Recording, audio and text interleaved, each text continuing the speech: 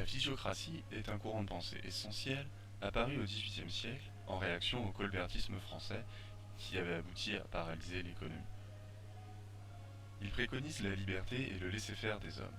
Les physiocrates vont peu à peu s'imposer comme des précurseurs de la pensée libérale classique. La physiocratie repose sur un certain nombre de préceptes. Il préconise déjà le laisser-faire et donc la liberté du commerce. Turgot, par exemple, préconise la liberté du commerce intérieur, mais aussi extérieur, ainsi que la suppression des corporations qui, selon lui, interdisent la liberté du travail. Pour les physiocrates, l'économie en entier doit être libérée des entraves institutionnelles. Il existerait un ordre naturel des choses qui repose sur la liberté et qui ne peut pas être remis en question par l'intervention de l'État. Les physiocrates divisent la société en classes sociales et en différents secteurs.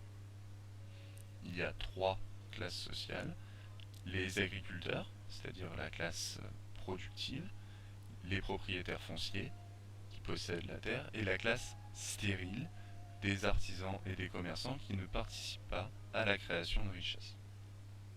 Pour les physiocrates, l'industrie est donc ainsi considérée comme stérile, puisque elle ne produit rien, elle ne fait que transformer. Il n'y a que l'agriculture qui est capable d'apporter la richesse en produisant réellement une plus-value. En référence au droit naturel que nous avons déjà évoqué avec Locke, les physiocrates estiment qu'il existe des lois économiques naturelles également qui ne dépendent pas des circonstances ni du gouvernement. C'est la liberté économique qui est considérée comme favorable aux individus puisqu'elle augmente leur liberté, mais aussi à l'intérêt général dans son ensemble. L'ordre économique est ainsi considéré comme l'ordre naturel des sociétés.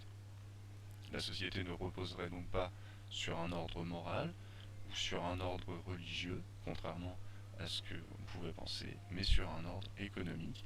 C'est l'économie qui prime, qui prend le pas sur la politique et la politique qui devrait s'y soumettre.